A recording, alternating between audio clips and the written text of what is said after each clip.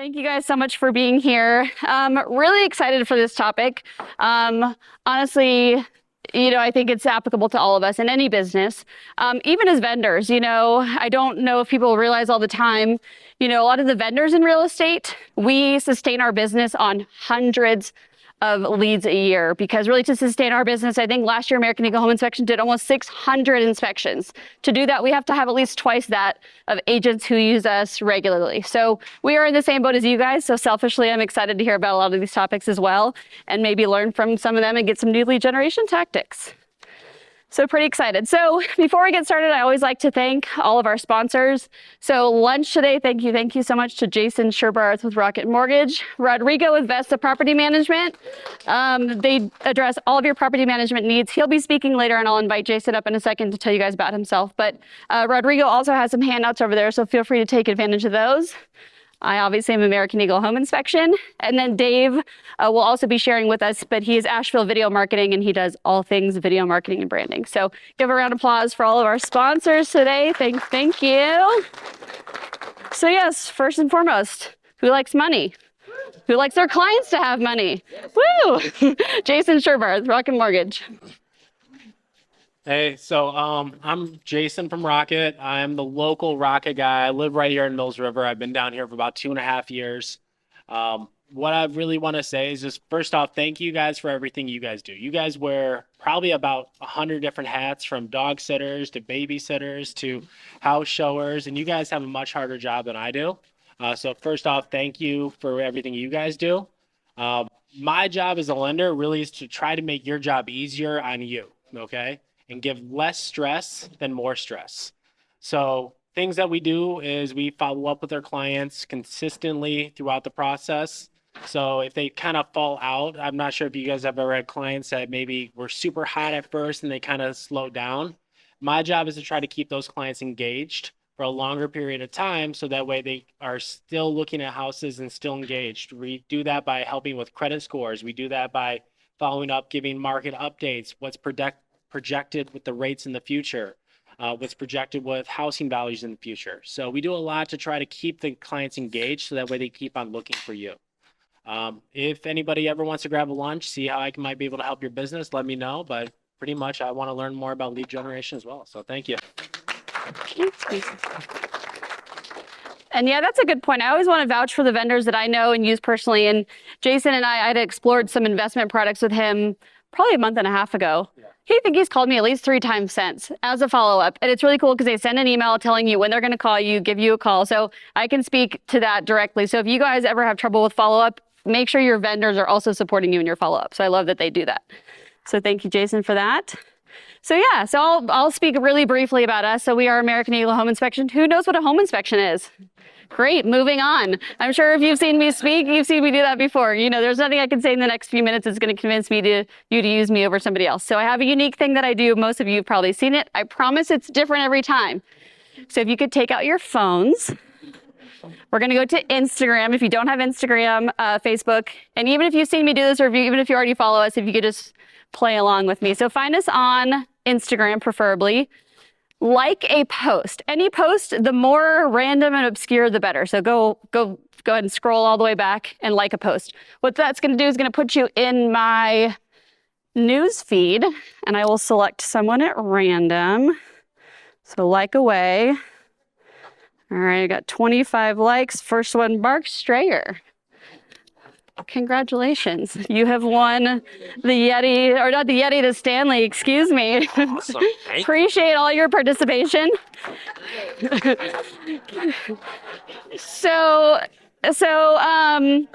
we pretty much give away a Stanley everywhere we go, so follow us for more Stanleys. Like I said, I mentioned that, as a home inspection company, much like you guys, I didn't realize lead generation was part of this gig, right? We got our home inspection license, we put up our Google page, and we sat back and we're like, all right, wait for the calls to come in. They didn't come. I think to make it as a real estate agent, any independent contractor, if you do not take charge of your lead generation, you're never going to make it. So that was something we realized early on. And joke's on you guys, because guess what you're doing right now? You are my leads. This is how I attract leads. So I do events, I do lunch and learn. So I thank you guys so much for being here. And I love to lead with value, right? So I'm not here to talk about home inspections. I want to learn alongside with you guys and provide you value. So if your vendors in your world aren't like a Jason or myself who's providing value, find those who are and definitely align yourselves with them. Very important. So that's us. So this is my favorite quote. I cannot find it for the life of me, but essentially it says what I just said. If you don't earn your own leads, you will have to pay somebody or work for somebody to do it for you. So says me, because I really tried to find who said it and I couldn't find it. So, but I just love it. You can quote me. So yeah, but like I said, just really speaks to our topic of, hey, we really have to do our own lead generation. I mean, I'm so excited to hear Tucker and Heather speak. Even if you're part of a team, you've got to carry your weight and really contribute to your team's lead generation effort. So excited to hear everybody speak. So before we get started, I'm going to ask one thing. Raise your hand. I insert your name. Solemnly swear that no matter how awesome all these tactics are today, No matter how awesome all tactics are today. I will not attempt all four. Okay, you can put your hands down.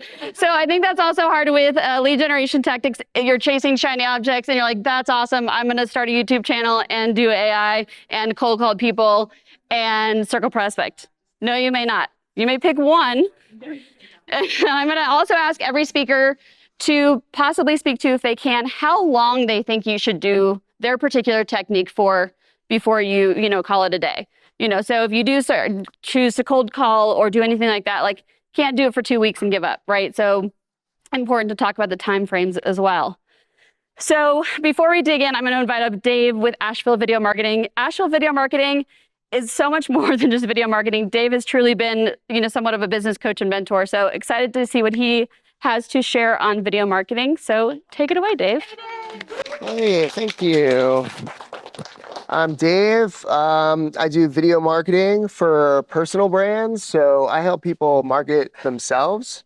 Becoming known to your ideal clients and growing your sphere, it just makes selling your service so much easier. So that's a lot of what I do. And just real quick, I just want to share with you some ways to use video in your lead generation funnel right now.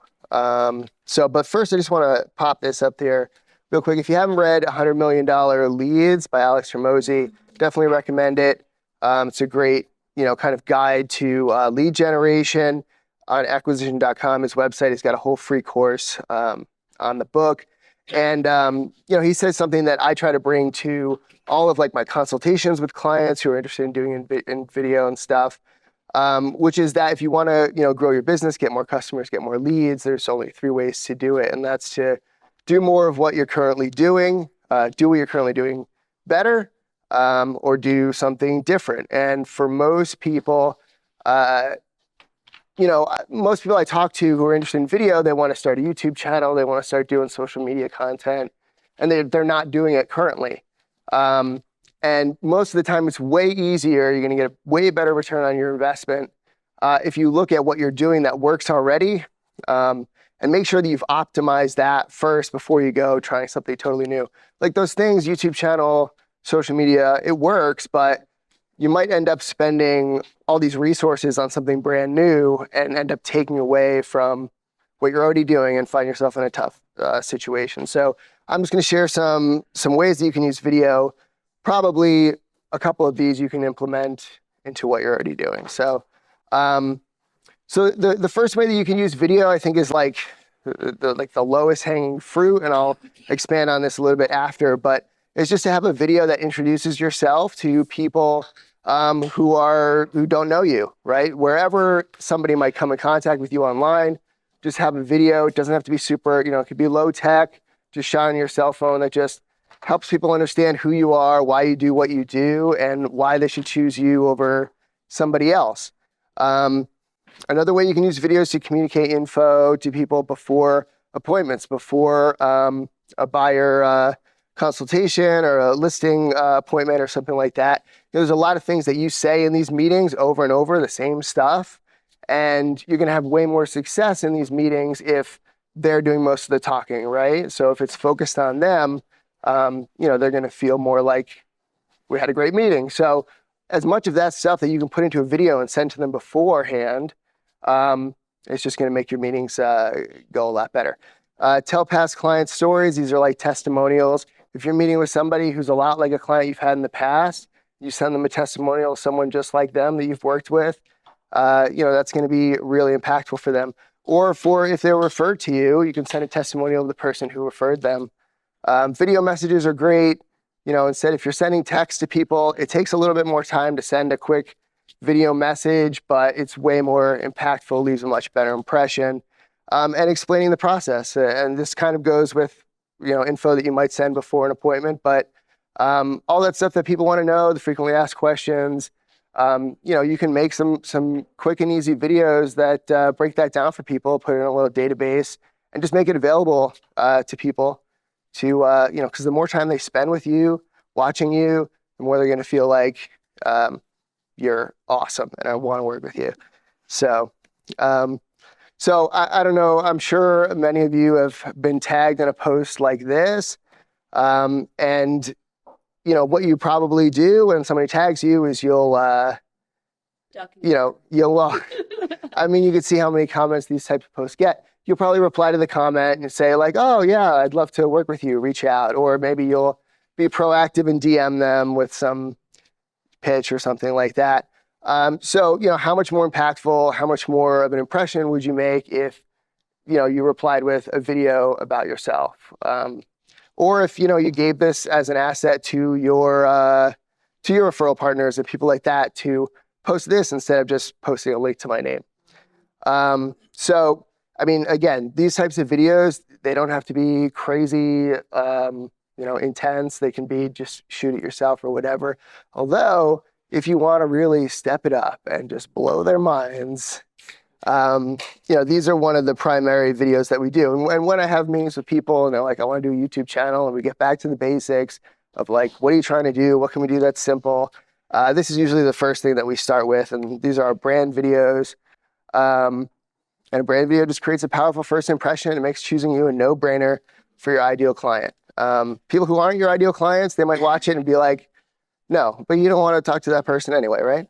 And they really help communicate your personality and your values, what you're all about, all the stuff that makes people want to work with you. They work for you 24/7. They can, somebody can watch it at 2 a.m., some crazy person, and you don't have to have that conversation at that time.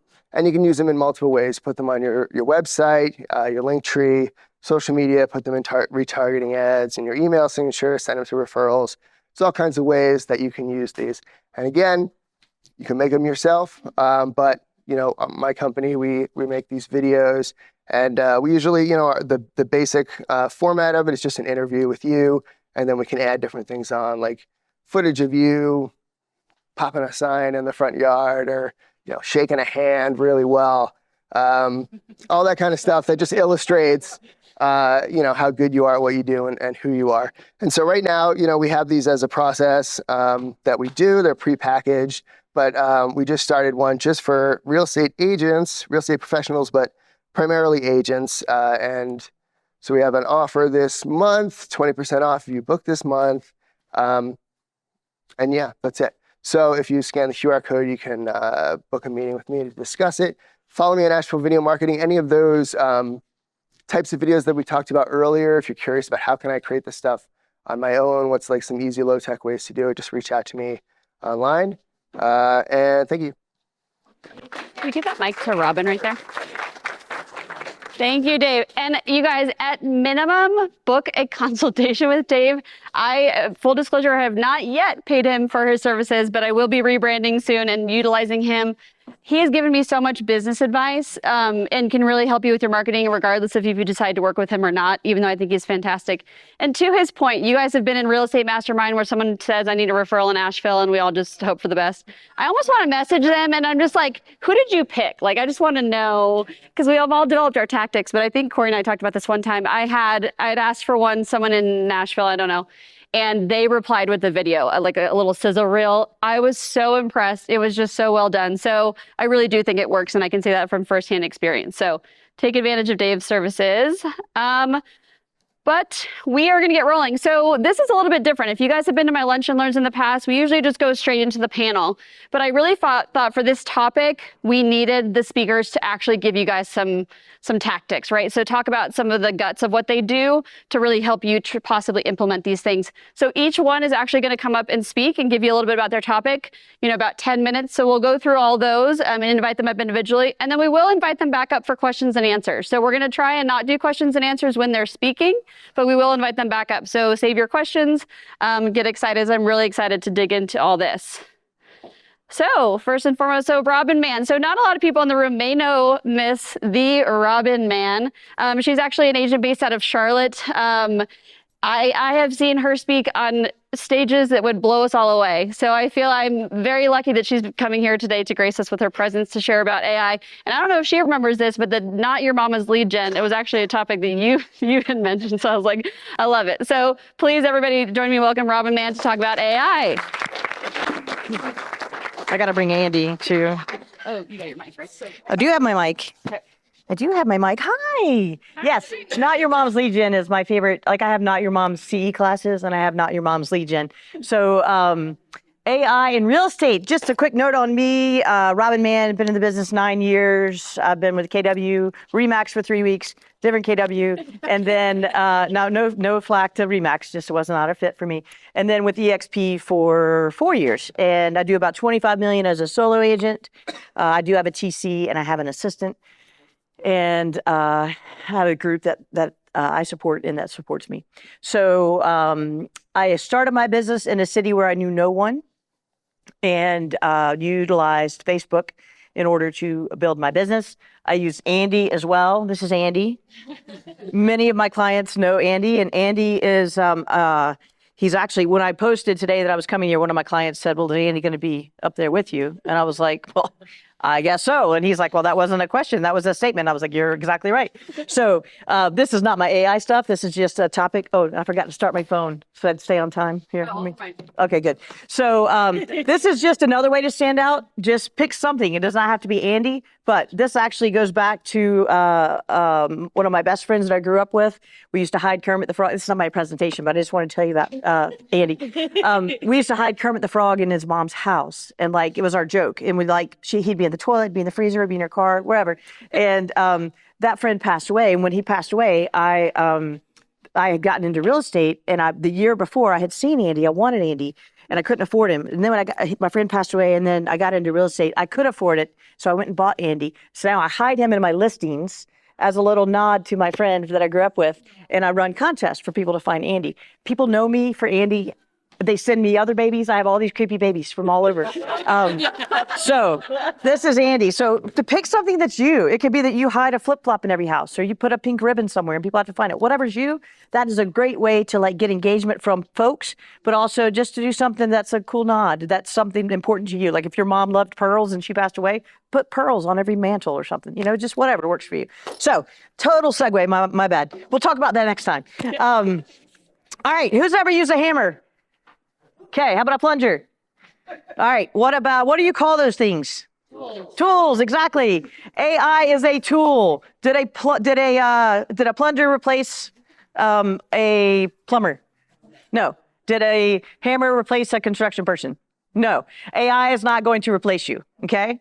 AI you can utilize to make your life better, just as a plumber does, or just as a hammer does, right? Or whatever. That guy. Yeah. So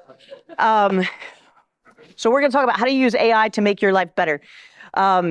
First thing you got to do is think about who are you talking to, and anything you're doing with any of us that are speaking today, or anything you're doing at all, First thing you need to know is who you're talking to. Okay? Know everything. If you don't do anything else today except for take a picture of this and create what's called an avatar or an ideal client, then you will have won. And every time you're posting or doing anything, you go back and you look at that person. I call them my avatar or my IC, my ideal client. My ideal client is a 54-year-old man and about a 50-year-old woman. They would rather listen to Pearl Jam than Taylor Swift. They would shop at Target and Trader Joe's. They would never be seen in Walmart. He drives a truck. She drives a Honda. She loves TJ Maxx. She would never go to Nordstrom's. Like, I know my people, okay? I need to know that so that when I'm posting a post, I can say, you know what? I think I'm going to put an REM song, Into the World as We Know It. That's going to resonate with my people, right? Or you know what? Maybe I need to throw in some Beach Boys because maybe my target audience is boomers, right? Maybe my target audience is millennials. I'm throwing in Taylor Swift all day long, right? So where do they go for fun? What do they do for work? What is nostalgic for them? Okay, this is all this information I'm telling you right now is about how to do social media.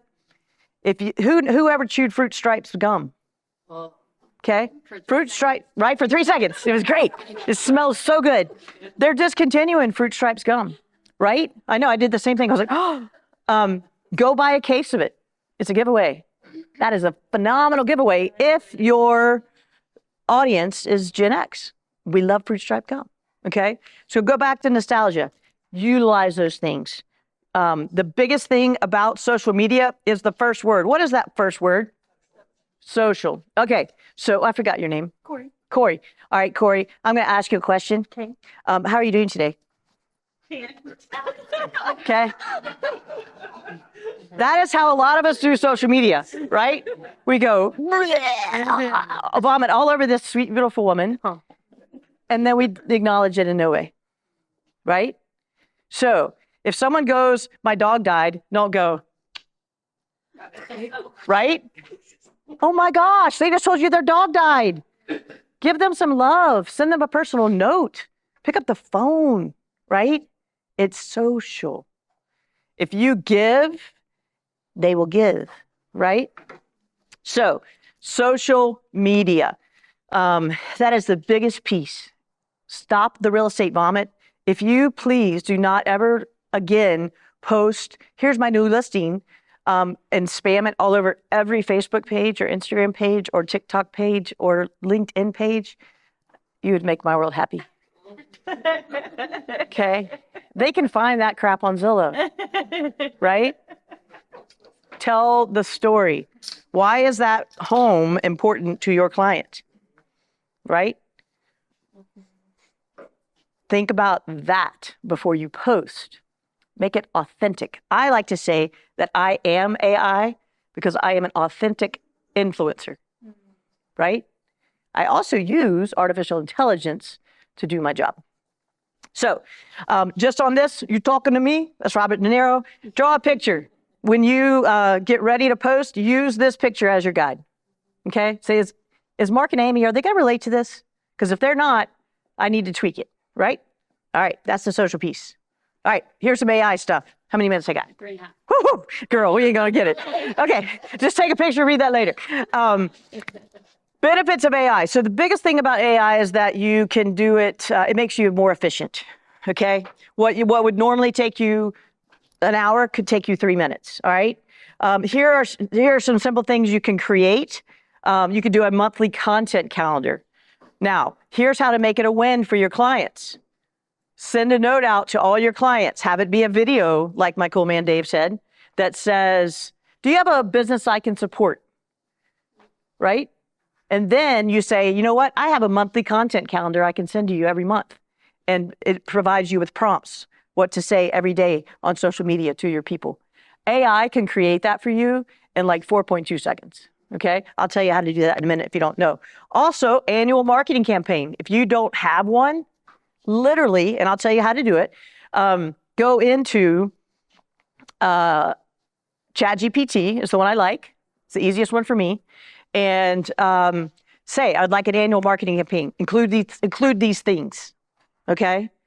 I'm going to tell you a little bit about that. And then daily content. So once you've created the monthly content, you can go in there. If it says, post a picture of your favorite home in Asheville this week, don't post the outside. Again, everybody can find that, right? Go through the pictures of the house, pick one, and then go back to ChatGPT and say, here's what I love about this home. Blah, blah, blah, blah, blah. List 10 things. Create me a cool post that's engaging. And you want in every post you do from here till eternity, you want 3 things. What are they? Engagement. Ooh, it's true. It's a good answer. But 3 things to make a good post are a hook, a content, and a call to action. If you don't have those 3 things, you've just given half the answer. If I don't hook you, you're not going to see it. If I don't give you content, it's worthless. And if I don't give you a call to action, it was just a cool post. Okay?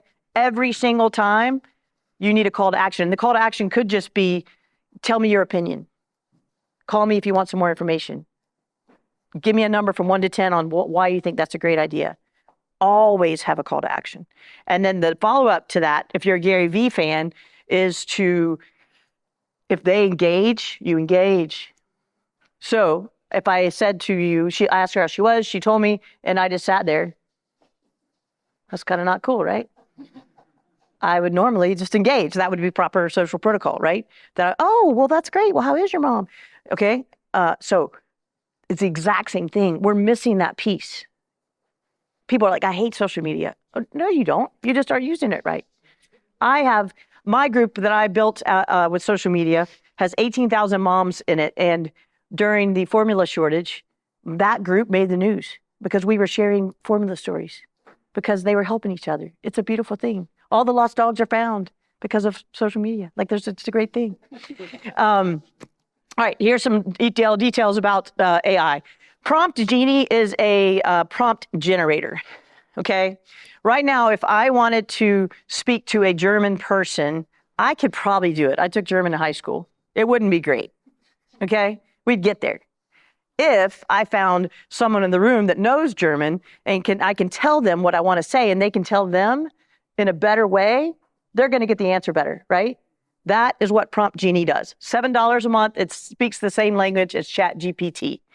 So you put in there your crappy prompt that says, create a post today about the top 3 reasons to live in Asheville, include a hook, a call to action, some content, put in some relevant hashtags. I'd like for you to use whatever the local media thing is as a resource and make it energetic, and I want it to relate to Gen Z, okay?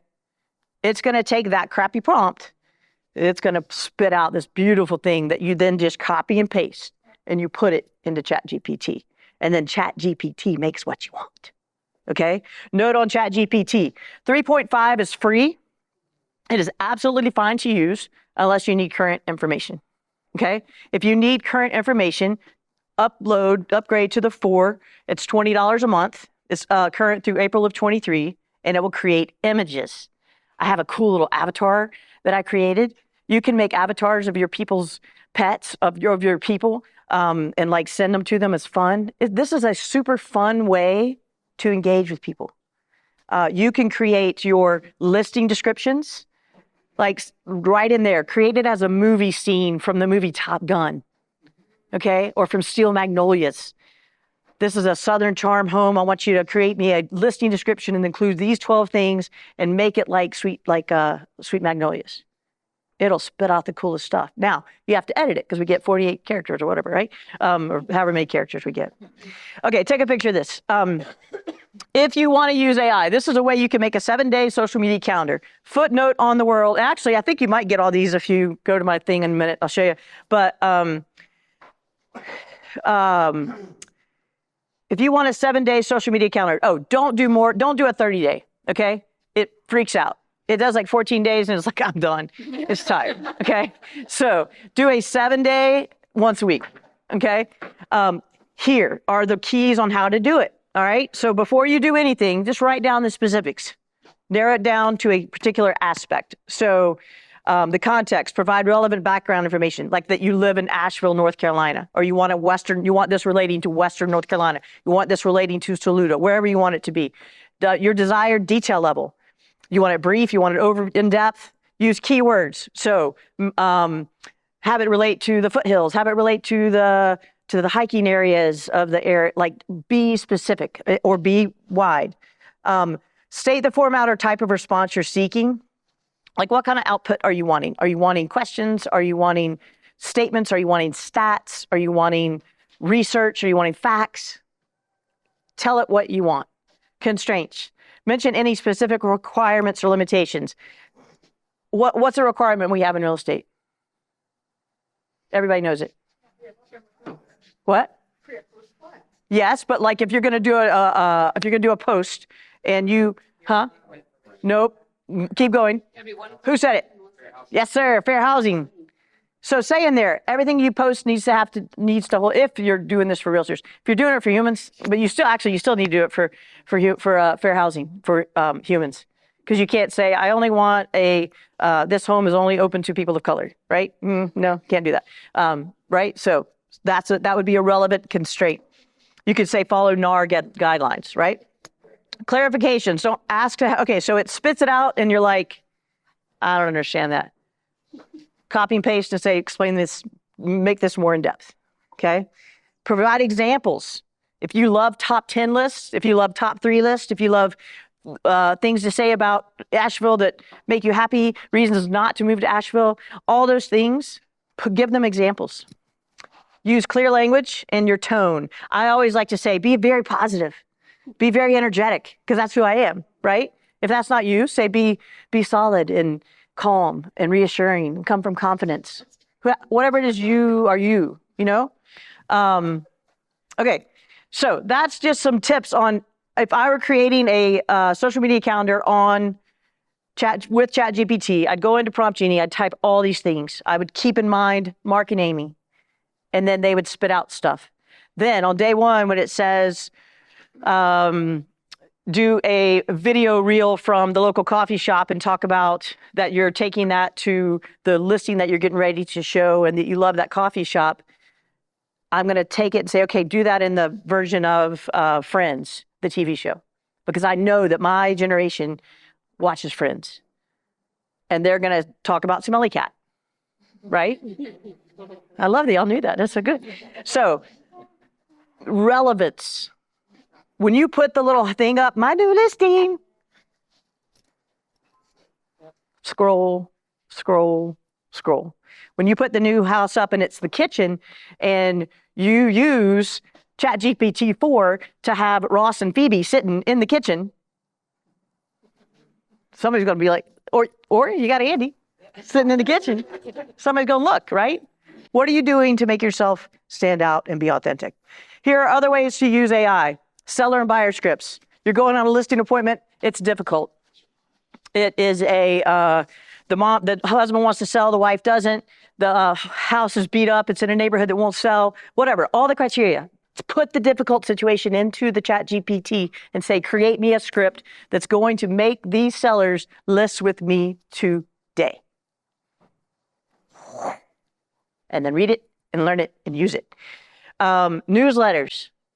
All these people on all these platforms, they are not creating this stuff by themselves, right? Top 10 reasons to move to Montreat today. Black Mountain, the heart of the whatever, Blue Ridge Mountains, right? And here's the 4 best shops there. They don't go and research that. They are not sitting there looking that up. They are using ChatGPT to tell them things, right? That's what we do.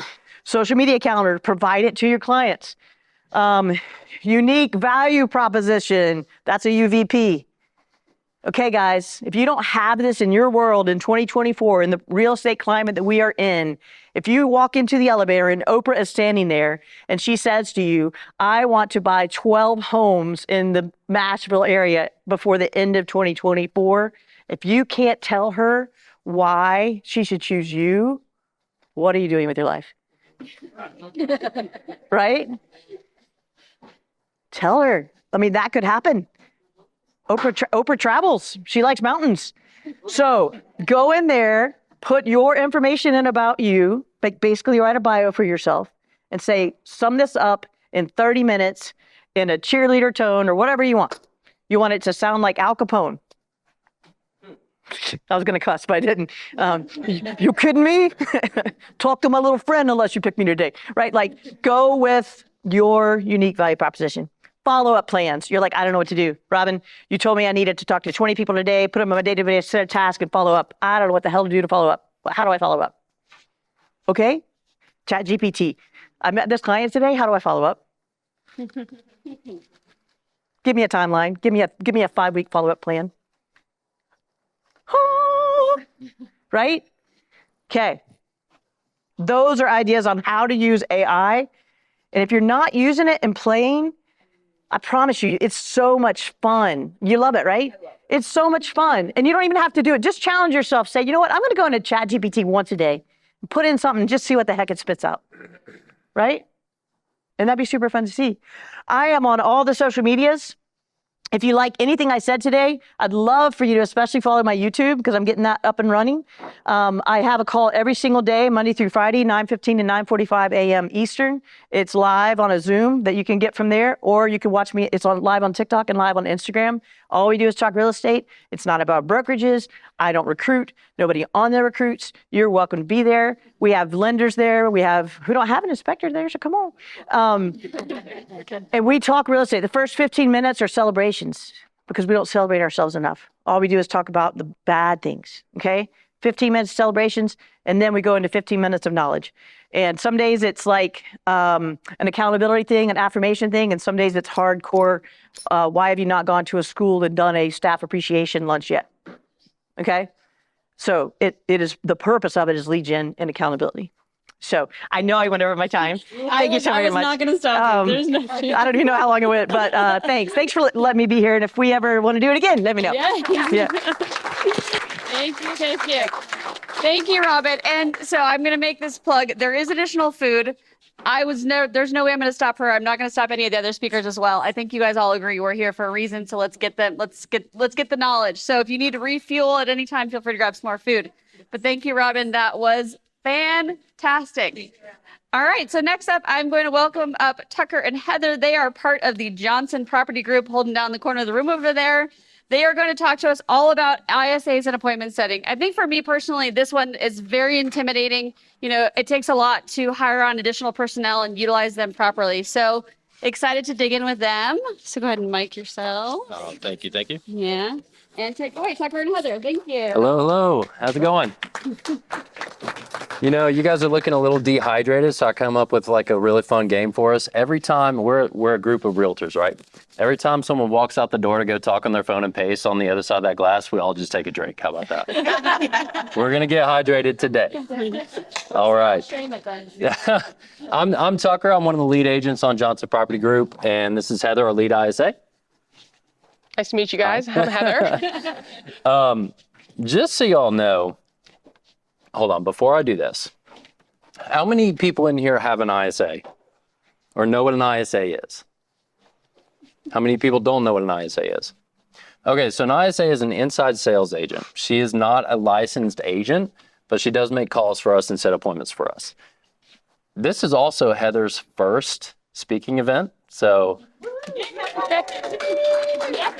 I'm gonna drop some truth on y'all real fast. Just in Q1 of this year, she's made 2,900 dials, 765 conversations, and 104 appointments for our agents. So how many, and we're all agents in here, how many of us have set more than 104 appointments in Q1 of this year? You Rocket Mortgage, okay. So congratulations, Heather, on that. That's killer. Not even licensed. Very cool. All right, so what is an ISA's role on the team? Well, an ISA takes our internet leads mainly. And takes them, converts them into appointments for our agents. And that frees our agents up to just go on appointments, be in our sweet spot. My sweet spot is being in front of a room full of people or being at an appointment with clients. Her sweet spot is setting that appointment for me. So that's her whole role. How do you set up that role on a team? First and foremost, they have to be equal to all other team members. You cannot have a hierarchy of agents here and ISAs here. It doesn't work like that. We are very much equal. She is an integral part of our team, but also she has her own I would say we call it the quarterback of the team, but she's probably one of the most important people on our team. And we all recognize that and treat her as such too. But she's the quarterback of the team. So she's dispersing the leads where they need to go and the appointments as she sees fit. There are several parameters for that, those being conversion rates of the agents, DISC personality profiles. Who in here knows DISC? Okay, so a lot of people, good. We actually teach a class. Chuck Johnson, our team leader, teaches a class on DISC personality profiles. So if you guys are interested in that, get with him. It's called Profits Through Personality. And it's so huge with our team and actually pairing up. And what she does is she pairs up the right agent for the right client. So if you've got a client that's very detail oriented and just wants all the, tell me about the details of your marketing plan. Tell me about this. But she's going to pair them up with an agent that best suits that. And for me, I mean, I guess you would pair me up with an agent or with a client who just likes to talk a lot. So, I just like talking to people. And then there's skill sets too. There's certain leads that we get that are more long-term nurture. And so there are certain agents on the team that their strength is long-term nurture. I'm gonna be calling them for 3 months at a time. That is not my skill set. She knows that, so she doesn't pair me up with those particular agents. A little bit about our team too. I mentioned Chuck. He's our team leader. We're Johnson Property Group. We're one of the top teams in Western North Carolina.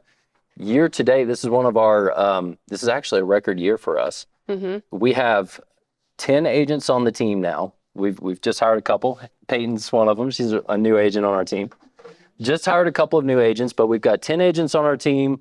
We've got 2 ISAs, 3 virtual assistants, and 3 other admin on our team.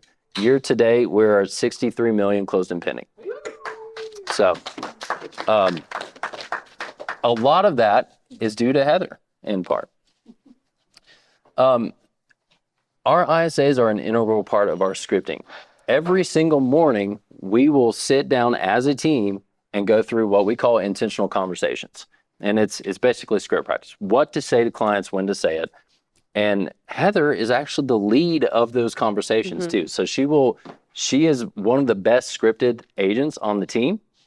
And they have to be. They're the front lines. They're the first people that these clients are coming into contact with on our team. So they need to be the best scripted out of anyone because they're the ones converting those. And then they maintain the ownership of the leads. So the ISAs have full control of who's eligible for the leads, who will receive the appointments. And then that's based off performance measures. So if we have agents that are not performing, they're not going to get as many leads. The ISA maintains control of that. She is the quarterback of that. And then open communication. So she is also the accountability with the agents as well. So if a lead is passed and that agent is not, for whatever reason, converting those leads, well, she would be the person that would catch that. That usually doesn't happen on our team, but that's what we've set up, and it works really well. It's just an extra layer of accountability for agents because, agents don't drop the ball at all, right? None of us do that, especially when talking to leads. That's why you need a lender to call. Exactly, yeah. And then when we celebrate wins on our team, we don't just celebrate, hey, I've got a listing. If it's one that Heather set for me, or Jacob, or whoever, any of our ISAs, it's we got a listing. It's very much a team atmosphere. I'll let you take it. That last part feels like an important part of my position as an ISA being equal with agents and involves those wins. When you guys get listings, when you get buyers under contract, that's one of my buyers under contract. And, we have a really good culture on our team, keeping me and the other ISAs equal with the agents, and that's a big part of it. So let me just add a little bit to that. That's for longevity too. When you have someone in a position where they feel important and they feel like this is my position, I own this position, and I'm a huge part of the team with everyone else, that's where they get in that position. They'll own it and they'll stay in it. Yeah, for sure. So obviously lead gen is a part of you guys' job, and it's almost all of my job. I do this all day. So obviously the life cycle of a lead involves the dials. It becomes a conversation, becomes an appointment, gets under contract, and closes. So we do a lot of tracking. Our agents track their numbers because it's their lead gen. My whole job is lead gen. So everything I do is tracked. So our goal is always to get everything up, the quality and quantity of each of those areas, the dials, conversations, appointments, under contract. So what we do with dials is we're very intentional with our time blocking.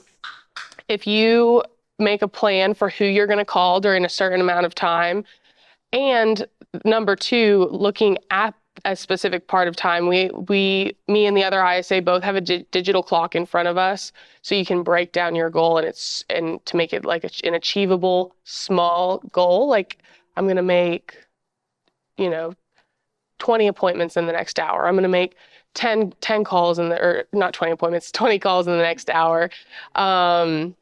That will make it achievable, something to watch, easier to track. So that's a good way to get dials up. Sorry, go ahead. Let me pause you. What are your goals for the hour? It depends. It changes because I call different lead sources, so they all look different. Okay, So all right. I have daily goals and weekly goals, but by the hour it depends. Like if I'm calling internet leads, if I'm calling for sale by owners, if I'm doing follow up, it all looks different. So I don't have an across the board answer for that. That's fine. So as far as conversations go, obviously there are two things: the quality and quantity. We want to make sure that as many of our calls as possible are getting answered. So a huge thing with that is timing. We track when people are most likely to answer. And a big part of answering is people learn your number. I'm sure a lot of the people you guys are calling are sphere, but even if they're like longer nurtures, you want to be adding value on every single call. Because if they know that they're going to answer that call, hey, you're still looking? Yeah, I'm still looking.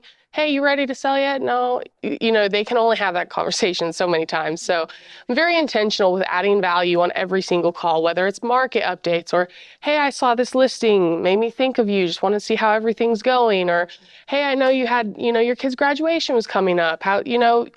This is a relationship business. And my job is a big part of that. And it looks like caring about that person rather than just making a call to make a call. Like market updates and the value that she's talking about, market updates. Do people want to know, hey, the interest rate went up to 0.7 or 7 point whatever today? Mm-hmm. Like, people don't care about that, but give them actual market updates. We pull weekly market stats for the last 2 years. We've got all of that data to track back to. That's what she's talking about. That's what she presents to people. So give them actual value doing that. Yeah, and I think that's a result of being an expert in your market, because everyone can find what the interest rate is today, but it's affecting Asheville different than it's affecting Phoenix or New York City. So being an expert in your area will very naturally relate to, you can call and have these genuine conversations with people because you understand your market and you understand how it will affect people. Mm-hmm. So he already mentioned intentional conversation. We do that, like he said, 5 times a week, and it is so, so, so valuable. We practice questions, listening, figuring out what works, what doesn't work, and making sure, when you say something to a buyer or seller, there's no reason not to be saying the same thing every time. Just because you said it 4 times this week, they're not hearing it 4 times this week. Figure out what works for you and practice it, master it. Also catering to their disc personality profile too. Oh yeah. If it's a high C, they need incredible details. You go into those details and be prepared for that. Mm-hmm. If they're an S or a D just wants to get in and get out. Give me what I need, give me the value, and get out of off the phone. Yeah. And we practice that. Every single day. We were practicing that. Yeah, right. Is that you? Who's the high D? I'm a high D. Oh, there she is. Yeah, the way you want to be talked to is so different than somebody who wants to a C who you're going to want to dive into details and make sure you understand all their fears, because they can be fear based. If I've got you for 15 minutes on the phone talking about details, what do you feel? You ready to reach through the phone and strangle me? Yeah, exactly. Multitasking and doing nothing. Exactly. That's right. So as agents, we like to have our own little presentation that we do every single time. If you're not catering it to the person, you're losing. you're losing Right. 3/4 of the time because there's 4 different main personality types. 3/4 of the time you're going to lose. And there's no way to master that except practice. And that's why we lean so heavily on scripting. We just talked about it this morning in script practice, that when you're having these conversations, you're going to practice one way or another. So you might as well practice with your coworkers rather than out with a client when, it's your conversion on the line. Yeah. The best conversations, like the scripting and the questions that we come up with throughout a conversation, pivoting off of the conversations that we have, the feedback we're getting from people, the goal is to help the client understand what they need, as well as for us to understand what they need, for them to understand their situation even more, so they see the gap and how we can help them all at the same time. So go back one. Clarity is power. A lot of times what we're doing is helping the clients find their own clarity because they don't know what they want. 90% of the time. Am I right? And the people that y'all talk to, 90% of the time they have no idea what they want or how to get to it. They know they want to make something change. So getting that clarity, and what is Craig saying? Craig Zuber, one of the lead MAPS coaches? When priorities are clear, decisions are easy. Decisions are easy. So helping people discover those priorities is most of our job. Yeah. And once you get that, the decision is easy. And they can feel that too. That shows in conversations. So as far as appointments go, besides getting the numbers of calls up, being intentional on every single call is so important. And that goes for me as an ISA, as well as you guys as agents. Every single call, even if it's just a couple seconds to run it back in your mind. What did I do well? What did I not do well? Where could I grow? What could I do better next time? Could I have asked one more question that I could understand better, or that person could have understand better? Just to even take a minute. And if you're very intentional and paying attention to that, you will start to see patterns of okay, I keep running into this. This is a pattern. And it's just easier to grow yourself in your conversations. Yeah. And that's super valuable.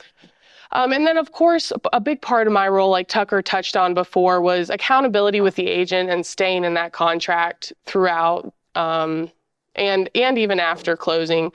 But that helps with conversion, as well as my long-term nurture after something closes, because that goes, now at that point it's a past client and it goes back to my nurture. Mm-hmm. And I have the opportunity to invite them to client events, like anniversaries, just staying in contact the same way that they would with past clients. They're my past clients as well. And it's another layer of contact for leads, and helps the agents, helps myself. I'll say clients love it too. They're all the time calling me and saying, that Heather, she was just so nice. We appreciate it. And then I'll bring them in for a buyer's appointment or a listing appointment if they're coming in to get a check or whatever. I love introducing them. Yeah. Like, hey, this is who you talk to the first time.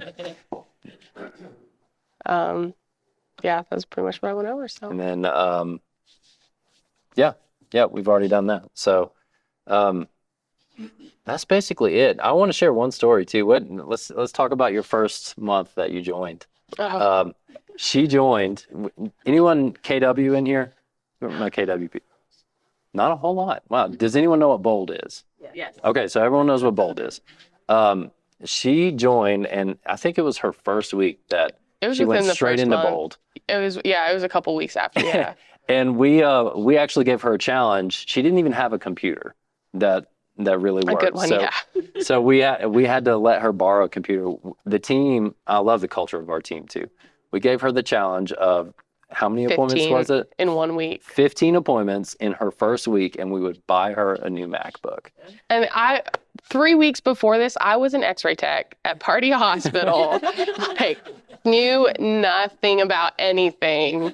I'll be happy to tell you she got that computer. 15 appointments in her first week as an ISA. So and I she think kills it. That also speaks to, it shows how much the team values this position as an ISA, because you guys had known me for 3 weeks. Like, You guys didn't have to do that, but Yeah. you care about this position. You cared about me enough to set that challenge, for myself, so I could see what I was capable of, and then obviously give me a tool that I needed. So if you hear anything else from this, hear that value. You put that value on that person, they will stay.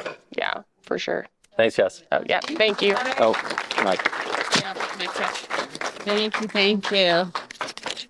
Oh man, I don't know about you guys. I'm writing questions down furiously over there to ask questions after. Yes, thank you so much, Heather and Tucker, for that. Sorry, let me get back to my presentation. We're gonna keep rolling. So like I said, keep jotting down those questions because we'll invite them back up after for questions. But next, inviting up Rodrigo Fanador. He has been another friend, like Dave, who I've kind of aligned myself with in business. Rodrigo is kind of the person I have tried my best to emulate. It was kind of like he's successful. I'm not going to recreate the wheel. What can I do that he's doing? And in my opinion, he is one of the kings of networking in Asheville. So he's going to talk to you guys a little bit about that and share networking. Rodrigo Fanador.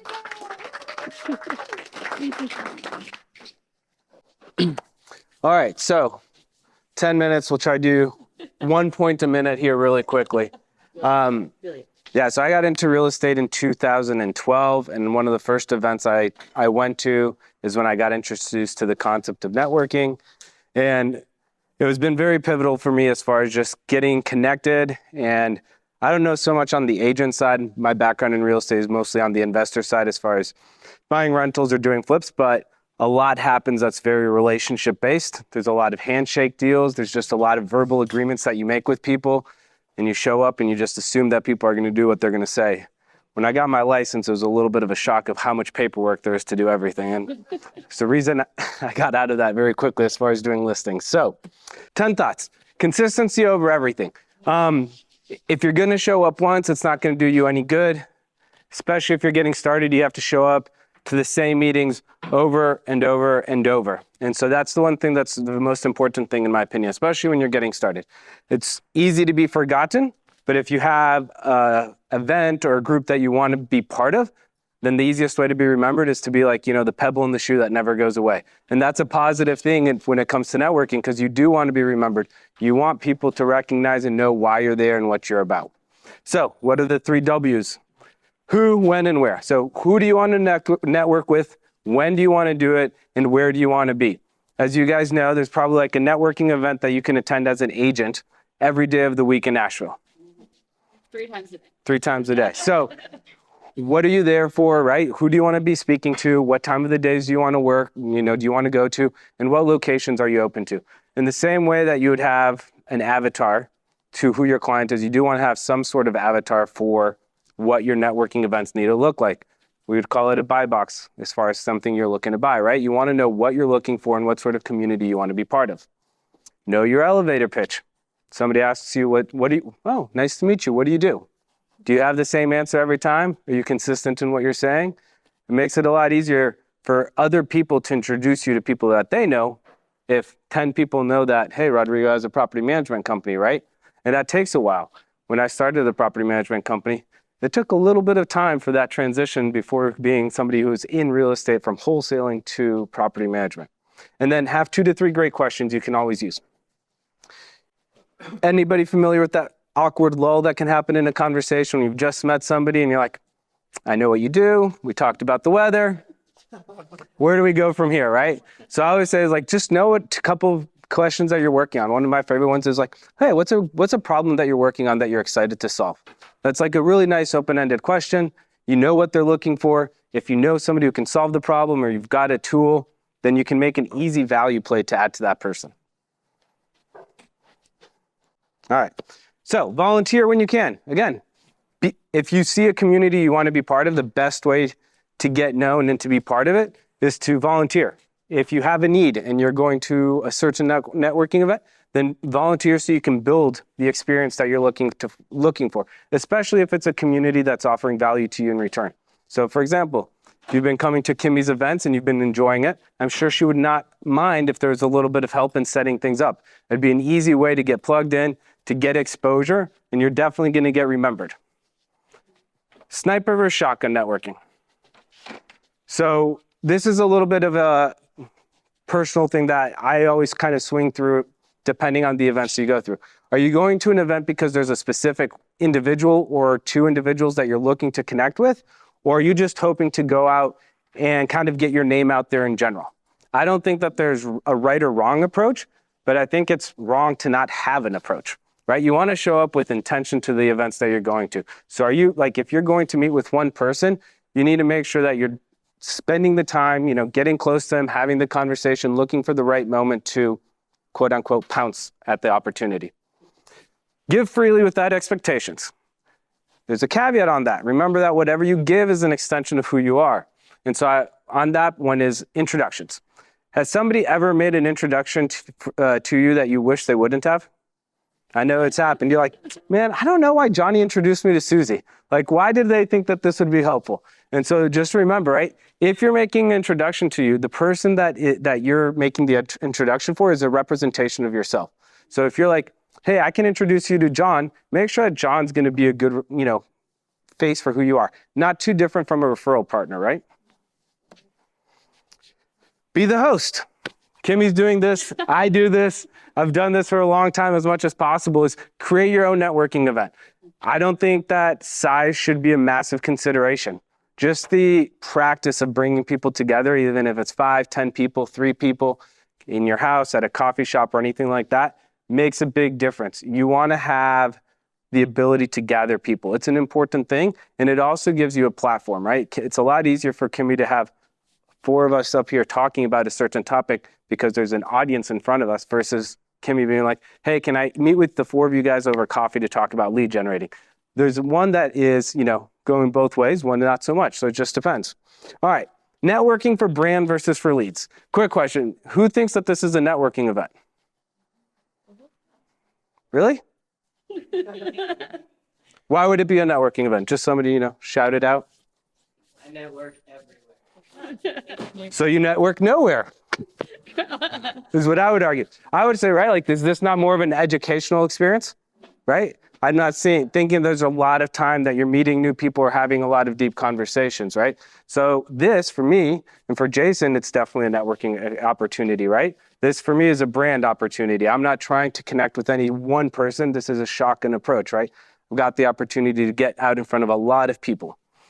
And then the last thing to think about is you're always one conversation away from either having your life changed by somebody or changing somebody else's life. So just remember that when you show up. There's going to be an impact that's made. You're either going to be receiving impact or giving impact. So always be aware of that and keep an open mind and an open heart. Closing, a couple of books that have influenced my thoughts on networking a lot that I found super helpful. Jab, Jab, Jab, Right Hook. It's Gary Vee classic in my opinion. How to Win Friends and Influence People by Dale Carnegie. Networking Like a Pro by Ivan Misner. He's the guy who founded BNI. And then The Art of Seduction by Robert Greene. So, cool. Thank you, guys. I don't know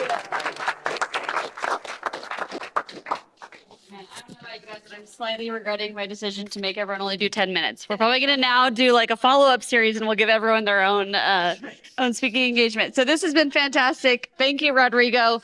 Rodrigo's just been a huge business ally in the community, so I appreciate it. And lastly, I want to welcome up Patrick Brooks. I'm actually really excited for this topic. I commend him because it's probably like the least sexy topic, right? Everyone's like, what the heck is circle prospecting? But I think it's such a cool tool for realtors to implement. So I'm so excited for you to dig in and make yourself. So everybody, Patrick Brooks. All right. Thanks, Kimmy. Awesome, guys. So who knows what circle prospecting is? No. A little bit.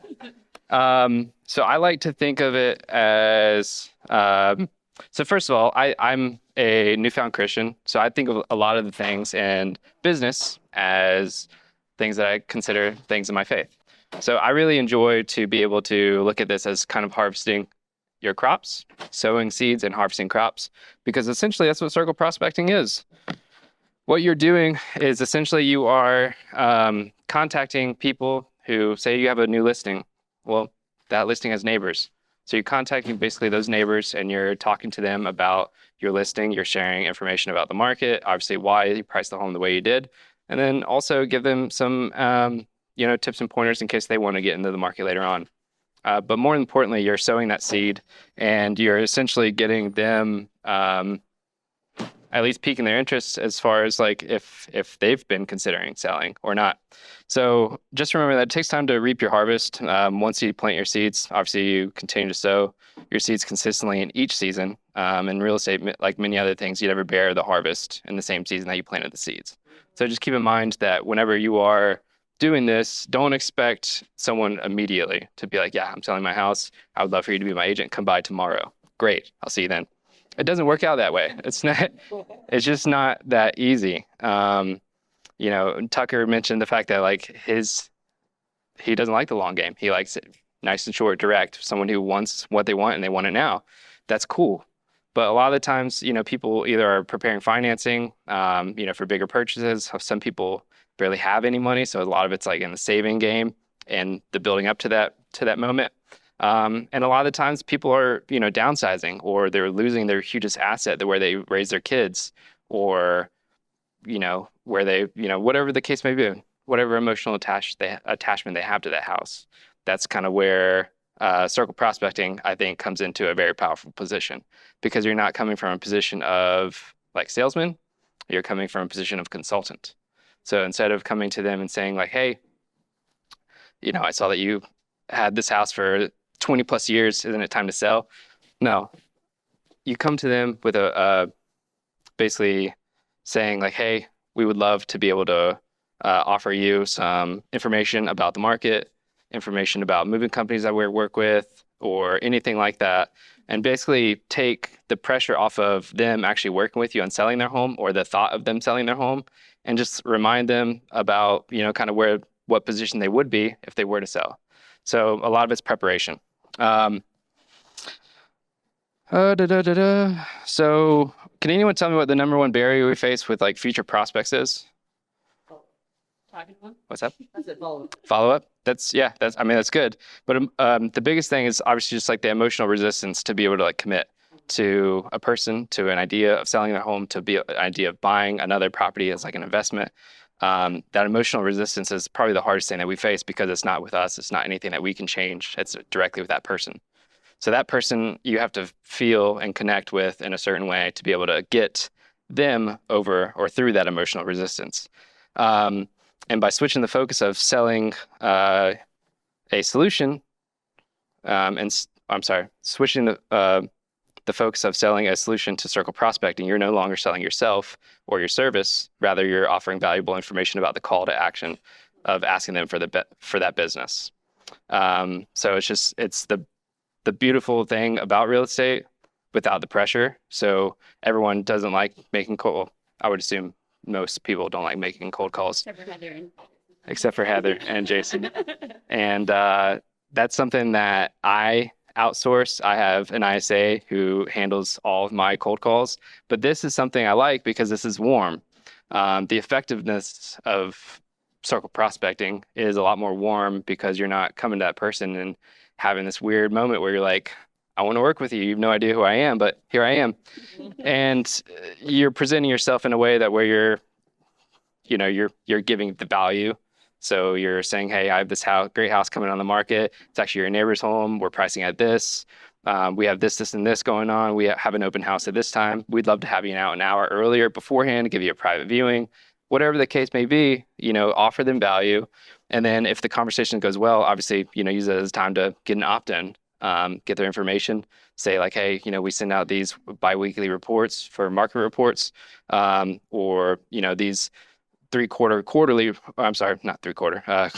reports where it's a little bit more in detail about actual market. And so the effectiveness of circle prospecting lies in the opportunity it offers to cultivate strong business connections within a community where you maintain consistent involvement. I'll kind of go through these slides. So this is more of like a visual breakdown, because that's how I learn. So I hope that this comes off pretty easily. But the effective circle prospecting, this is kind of an outline with future deals being in the middle. So obviously we have geographic targeting, diverse methods for that, value offering, compliance. That's mostly just the no call list, and not just, digging up people's information and throwing them on an emailer. They have to opt in. Utilizing the technology that we have for those building relationships, long-term strategies, and then measuring that success. So geographic targeting, obviously, I'm not going to read directly off this list. You guys, and Kimmy, I imagine that we're sharing this. Yeah, we can. Cool. Yeah. So if you guys want a copy of these spreadsheets or anything, obviously you can get in touch with me directly or Kimmy if you want others. But essentially, this is what circle prospecting is. You locate your target market that you want to work with, and then as soon as you get listings within that target market, you really start diving into the marketing, because if you put money and effort into those markets and you get that home sold, you never really know what the chain of effects looks like. So this is why putting your best foot forward in every listing, no matter what listing it is always the best. Never determine the quality of like your listing presentation or marketing on the price of the house. It's not about what you get on the back end. It's about what you're putting into it. And so I think this goes along with the long game. People know that no matter what, you're going to give it your all. So this kind of goes over, obviously different areas where you can target, homes, reload neighborhoods, recording drives while showing properties on going on listing appointments. This is probably one of my favorite things to do, just because I know what areas I'm going into. And obviously those areas are homes that I'm showing property in. So those neighborhoods are fresh listings at those neighborhoods where I'm going. And does anyone know like RAS, what that means? Reticular activating system. There's yeah. So like Ed Milet is a good guy that I read a book about. I'm sure you guys have heard from him, but he's a big motivational speaker. He had a dad who was an alcoholic growing up, and he quit drinking. And basically he asked his dad, like, Dad, when are you gonna, are you always gonna not drink? He's like, I just got to stay sober for one more day. So The Power of One More is his book. You guys should definitely buy it if you haven't already. It's a great book to be able to like base your life on and your business, because it's always, pushing you to take one more step. And basically, that's where I think a lot of this comes from. I think, the power that we have to be able to take ourselves to, further point and push ourselves in our business. Different methods. So you can use different technology to help back this up, but basically, you can go on to Vulcan 7, RedX, Deal Machine. I guess there's probably a ton of other companies now that do this, but basically you can circle prospect by just circling around a listing. You can send mail directly to all those listings that you pull up on that geosphere. And then once you get a good, if you have, good success with it, then you can really start contacting those people directly, starting hosting parties for neighborhoods and things like that. That mostly works out if you live in the neighborhood, because it's kind of weird if you just come out and start doing it. But if you live in a great neighborhood, do that. Build Facebook groups for kids, for anything that, has a specific need, to where you can kind of build it around. Robin, you mentioned that. Find your niche. And then email lists, this is just for, again, building the long game. You're going to get a lot of people who either go find you because of your branding, or because of the mailers that you sent out, or because of the random calls, and be like, oh, he was with, Keller Williams in Industry Property Group. He goes to your website, he fills out, an application for a property evaluation, and then you start just building the client list, from there. Here's some tips for relationship building over the phone. So obviously these are all different, but they're all applicable towards building relationships and gaining trust. So obviously you want to match, the tonality, match the energy. You want to establish receptivity, and you just be kind and courteous to someone. You're not there to be able to sell them a house. You're there to be able to notify them of the work that you've done and how well you do it. And then by doing that, you're being kind and courteous of their schedule. Is it now a good time to talk? Do you have 5 minutes to kind of go over, this new listing that we have coming up in your neighborhood? I'm really excited about this new marketing that we've done for this and this and this. You never know kind of what those conversations lead to. So it's good just to take that first step. this is kind of a standard flow for what it looks like. Obviously, there's a lot more to it than there's this, but obviously you identify your target, use the tech to be able to help support the systems and what you're trying to accomplish. So get them enrolled with your systems and everything. And then you're just nurturing. You're being consistent, you're being thoughtful, and you're being intentional about what you're trying to do. My biggest thing is I like to, take notes on every single client that I have a conversation with and what we talk about, so that when I follow up with them, I have something to follow up on. Do they have a birthday? Do I know that they have pets? Do they have kids, grandkids? Where do they live? A lot of things like you can kind of help create content for yourself, then to be able to help follow up on next time. So it's not just like awkward, like, hey, I'm following up. Because you're just kind of waiting for people to respond to you. And then nurturing your relationships with these people. Obviously, that's the long game. And then the future business is when they actually come to you and say, hey, it's been 4 years since you've sent me that mailer. I would really like for you to sell my house. Here's some great reasons to make and call and start these conversations with people. When you sign a new listing, when you have you want to offer them priority viewing from an open house, before an open house. Obviously, when you get an offer accepted, don't share the details of that offer to them, but you can let them know that, you guys have accepted a contract and moving forward to closing. Just think of creative ways that you can continually reach out to them without being like naggy and desperate. Don't come across as that, because people don't like that. They think it is very salesman, and this is complete opposite of what we're trying to do with circle prospecting. This is a quote that I kind of came up with through embracing this topic and kind of putting some notes together. So conversation is a dynamic and intricate dance of cooperation, adaptation, and mutual understanding. By appreciating its nuances and embracing its unpredictability, we can deepen our connections and enrich our social interactions. That's it. So we'll make it quick. You too. I do have some questions. I usually have everybody answer, but I'm just going to have you guys shout out if you think you've got a good answer for that one, and then we'll also open it up for questions for you guys. So what comes to mind? Do any of you guys have any early lead strategies that did not work out? Facebook ads. Facebook ads. Yeah, I think sponsored ads and paid ads are a really tough thing to break into. You look like you want to say something. I just say, I don't have one that didn't work out, but I do go with the acronym follow one course until successful, which is the word focus. So just pick one, go all in.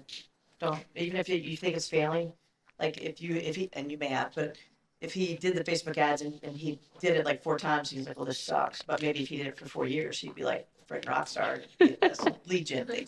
So It was a year and a half. I'm not picking on that. Tried. So, you did great. I don't do Facebook ads either. So, yeah. I like that question. I'm actually going to ask that. Oh, go ahead. You I ask was yours just going to first. say, we are always tracking ROI. When we're doing anything, we track, do we get back at least so much out of this? If not, we're cutting it. It's not going to happen. Yeah. So go ahead. I was just gonna say, I wanted to add, because you had asked in the beginning, like, how long might somebody want to try this That was my before? question. Okay, perfect. Kind of to his story about the challenge that the team set for me, that was a few weeks into my job here. But it was 15 appointments, and I was setting appointments my first week. Like, if you have the right person, the quality, oh my goodness, the quality will go way, way up over time, but the appointments should be there fast if they understand what they're doing and the value they're adding, which is easy. Yeah, I love that. So you're saying if someone's going to hire an ISA, you should see some semblance of a result in weeks. Yeah, absolutely. I love it. Do What you about agree? like circle prospecting? So like take the open house example. So if you're kind of circle prospecting the neighbors, like how soon should someone see a result if they see one, or kind of what's the expectation to set? I mean, it really determines on a lot of the things. I mean, whenever you're circle prospecting, you're calling people who aren't expecting you to be, or you to call. So it depends on, if they're home or not. But it really is a 50-50 hit or miss, whether they come to the open house or that you get them on the phone, whether, they're available during that pocket of time. But I've also heard, so you mentioned like direct areas. So a lot of people who've done direct mail campaigns or like you said, target, like your neighborhood, for example. Yeah. You're like, I'm going for it. I'm going to be the king in this neighborhood. How long would you say with conscientiously targeting an area that you would say that you need to stick with it to see some results? I mean, I would say at least a year plus, just because, Yeah. you know, if you think about when someone buys a home, you know, if I were to approach, you know, because if you're doing rounds, you know, people who are buying homes, like homes that are like listing, then you are automatically inundating, you know, yourself into that market where people are automatically thinking about possibly buying or selling homes. And does that answer your question? Kind of, yeah. And I just think I mean, and Rodrigo could also probably write a novel on direct mail. But anytime you're targeting, even if it's not direct mail, if you're calling, door knocking, or anything, yeah, I like that you said a year. And I just want to put it in perspective because I think I've heard at minimum 6 months, but I think a year is definitely probably a safer. So just manage your expectations. And I definitely think that sheds some light on that. So Robin, obviously AI doesn't really have a time frame, but like your Facebook group, like if someone's going to start a Facebook group like you have, what's some expectations they can have? That it's just like any living object, you have to feed it and take care of it all the time, and that it's going to grow at the rate that you feed it and take care of it. Okay. How long do you think it took you to get a lead out of that Facebook group? Yeah, probably like 3-4 months. And don't make a group that's called Moving to Asheville. Like, don't. Like, I think we have a few. Yeah, like, it's too obvious. Be more covert. Be more, you know, be more like authentic. Like, you like dogs in Asheville, or plants in Asheville. You know, like do something that you love. I think you said once when you spoke to another group, if you're not having fun doing lead gen, you're doing it wrong. Yes. Don't pick something that doesn't interest you. Obviously, your mom, you have your mom's group. Like if you got the plants, do the plants. Like don't do something that doesn't interest you. It's going to be very transparent and you're going to have a hard time keeping it up. Exactly. Yeah. And then what about you, Rodrigo? So like networking, obviously that's kind of an ongoing thing, but what was your expectations in starting that? I mean, I think networking is you have the ability to control a little bit of the inputs and the outputs. So if you have a clear ask that you're going for, I mean, one networking event or one networking experience can deliver the ask. And so, I know it's trickier, but I mean, if you're going to build relationships, I think, you know, it's going to be months, closer to years to really have solid relationships that come out of it. Yeah. Yeah, I like that a lot. I mean, Rodrigo doesn't know this, but I use this tactic on him. I mean, so he does the AVL meetups. It's a really powerful group, and it's something I want to be a part of as a vendor, as a real estate professional. So, you know, for years, I think I was like, well, why don't you have sponsors? And can I do this? And so my tactic was to just attend as many as I could and get myself in the room with Rodrigo as many times as possible. And I wore him down. So we are now a regularly scheduled sponsor for that event. But I think that just illustrates that example. And actually, I learned from him, too, because he mentioned long ago, like, don't just go to Robin and be like, oh my God, I love her. Like, will you have coffee with me? I'm sure she would. But put yourself in that circle, show up as many times as you can. I think Rodrigo mentioned it in his slides. Like, that's really going to be impactful. You have a builder in your neighborhood and you want to be their agent, show up to all their things. Do all the things, invite to the things, bring value to the things. You know, whatever client you're targeting, make yourself known. So I think that really speaks to what Rodrigo does and talks about. Can I point something out for you, Kimmy? Please. You're a great example of it, like you just said. Have a plan and then develop action items on it. So her plan was to get in with Rodrigo. Right. The action item was, I'm going to go and get as many, you know, In front of him as many times as I can. In front of him as many times as I can. Sure. Yep. And then you actually did it. Yeah. Thank you. I Great. appreciate that. Great lesson for everyone in the room. Yeah. And I think I like the circle prospecting as a topic because I think you can almost apply that to every lead gen tactic, right? You know, you take what you're using. So for example, events. Just make them And local. again, I apologize that you're all my test subjects, but so another reason I chose events is not only for today, this is fantastic, but it's the inviting, it's the sharing and tagging on social media, it's the follow-up, it's all the things. So no matter what you're doing, if you're hosting open houses, circle prospect, do the things, do the mail, do the door knocking, take whatever your tactic is, and there's inevitably 10 to 20 ways you can 10x expand it. So really use those circle prospecting techniques to grow that. Okay. What are some tips for new agents? Anything that comes to mind you would give a new agent starting out? Tucker looks like he wants to say something. Well, I mean, we could ask our new agent what we've been pouring into her, but Bring her on up. She is overwhelmed. we're very much so. Our team is like we say it all the time. We're like a fast moving train, and when we bring someone on, we expect them to not only help us but propel us even further. Sure. And so for the newer agents, I mean, we don't do trial by fire. We don't just shove you in front of clients and say, "Here, go at it." A lot of what we do is shadowing. A lot of what we do is intentional conversations is extremely important in that. And then one of the very first things we do, actually, we make it a part of their interview process, is the DISC personality profile. We are so heavy on that. I keep hitting on that because really it goes from hiring to any client interaction that we have to even talking with each other on the team and knowing what each other needs. I mean, it's just huge. Do you give that to clients, or you're just gauging what you think they're just going? No, You don't? and Okay. in fact, every single person on our team, except for our newer agents, and we're training them, can within the first, I would say, 3 minutes of talking to someone, will know what their personality profile is. I love that. Which, shameless plug, Monday, sorry, Robert, I'll get you a second. Monday, any ladies in the room, sorry guys, we are hosting a luncheon or brunch, breakfast in this room, and we have a DISC speaker. So if you guys want more information, ask me after. Robin. So I was going to go back to, it actually sums up your last question and answers this one. So when I began, I was told to try 3 things. So I tried door knocking, social media, and open houses. And I had a board, and my board, like when I have a closing, I write on there the source. Was it open houses, Facebook, or door knocking? At the end of the year, I looked back and I said, oh, the majority of my stuff is from Facebook. So going back to the follow one course until successful and the ROI, do any of them, like pick some and then go all in on them. Like don't pick 500. That's what we have a problem as agents.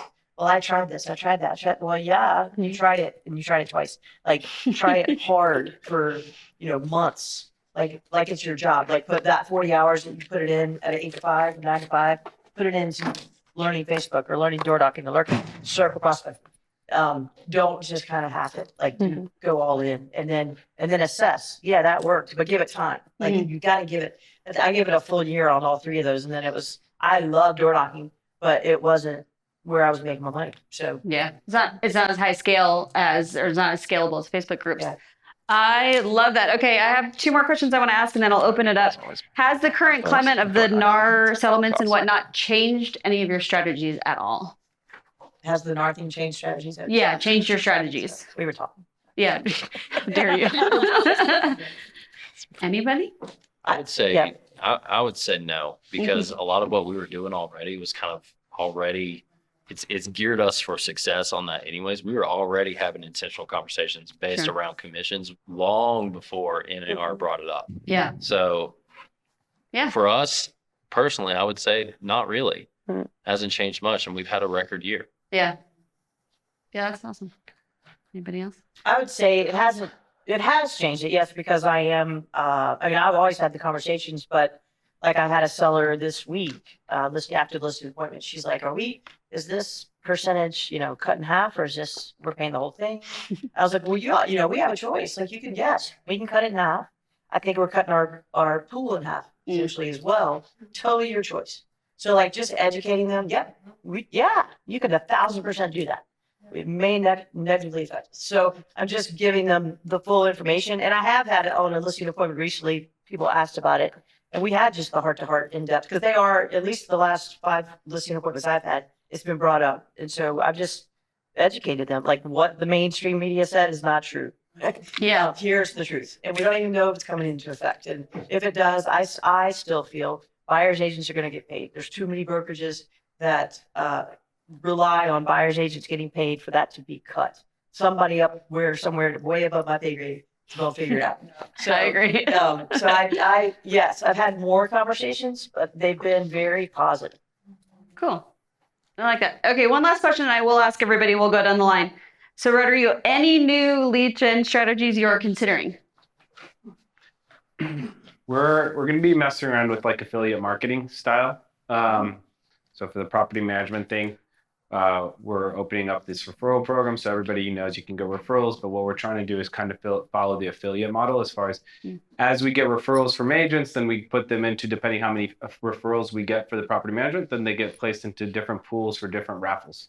So if you've given us one referral, maybe it's a raffle for like, I don't know, $250, $500 gift card to go out to eat somewhere. If you've given us 5 referrals, maybe it's a weekend trip to Florida. I don't know. So that's coming soon, and that's, I guess we'll find out together if it's successful or not. You guys are my market, so speak loudly, please. Give it some clarity if it's a good idea or not. Yeah, follow along. I like it. Robin, what about you? So, new marketing strategies. I am utilizing YouTube more than I have been, and TikTok. Maybe LinkedIn is something I'm leaning into a little bit more, just because the avatar that I'm going for are working professionals. So if I can show up there and they can see me in a positive way where I'm offering education and information and not just spamming, then that might be good. And also I'm toying with some, I have a lot I'm playing with in my brain. We'll have you back. Yeah, You can I'm report toying back. with doing, I like to call them launching events, but because I don't like the phrase empty nest, but launching events. Like, all right, you've launched the kids, now what? How do we sell by? Like doing some workshops on that. Yeah.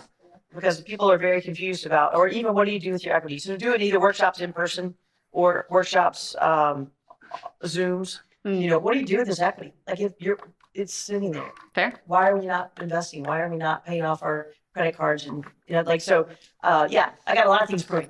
So. I love it. Well, please report back when you figure out what you like. All right, Patrick, what about you? Any new tactics? Kind of similar. Looking into like doing networking groups where maybe not networking, but like educational events, because now I know the difference. And Me too.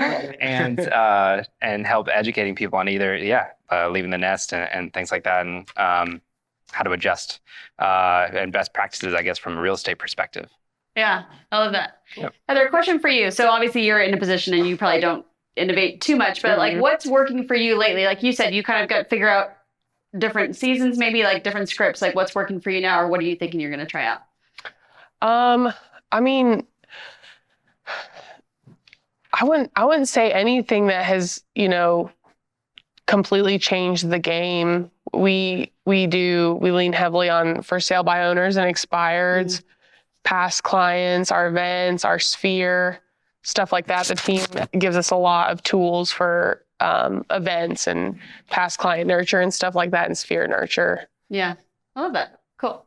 Yeah, About you? I would say if anyone's out there doing something successfully, chances are we've noticed and we're going to copy it. I mean, we're copying top teams across America. That's what we do. Yeah. And the stuff that we do works. I don't think we're really trying to reinvent the wheel on any front. But what I would say for the individual agent is play to your strengths. Whatever your strength is, if your strength is talking to people, play to that. Get in front of people. If your strength is long-term nurtures, do that. Right. I mean, just whatever you're comfortable with and what you're good at, stay in your lane. Yeah. If it ain't broke, don't fix it. And if you're not having fun doing it, you're doing it wrong. That's right. I love it. Okay, well, cool. You guys are win the award for the marathon attendees, but I want to open up for questions. Actually, or Barb, you got a question? Yeah. Go ahead, kick it off. No, go for it. Specifically for Robin, is there any specific, so you established ChatGPT and is there anything you're using for photos, images? If so, which are you using, and what like challenges have you overcome? So I've played with a couple of them to see which ones I like the best. Canva has it, but I like ChatGPT 4, which is the one you have to pay for because it has Dolly. The pros to it is it can do a lot of fun things. Like you just have to put the words in there. Like you can create an avatar that looks just like you.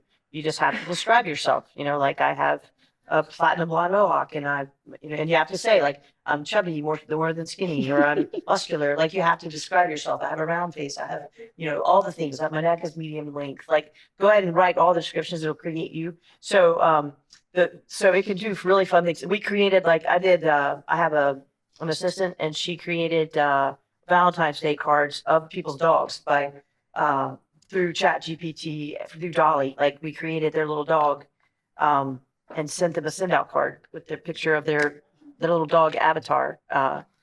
Massive positive feedback from that. So the negatives, don't put words in. It can't put words.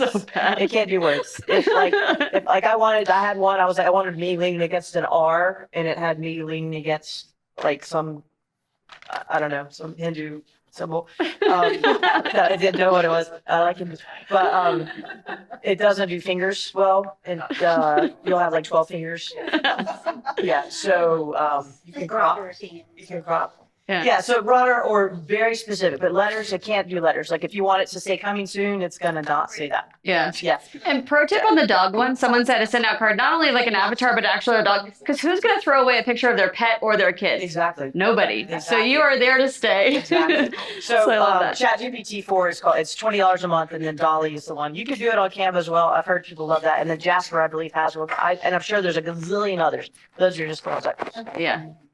I have a quick question for Heather, and I don't know if this is too nitty gritty. When you say set appointments, do you have team members' calendars in front of you? Mm-hmm. I love that. So, because I think that's really important, because I'm going through the process of possibly hiring someone. So I'm like, you got to make them a calendar to book.